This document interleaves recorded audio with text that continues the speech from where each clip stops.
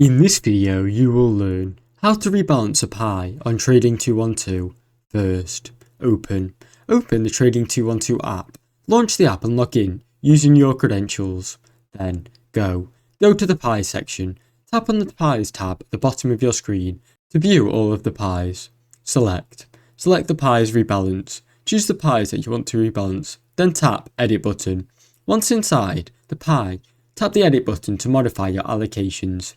Adjust the weightings. You can change the percentage allocation for each stock or asset within the pie by adjusting the slider.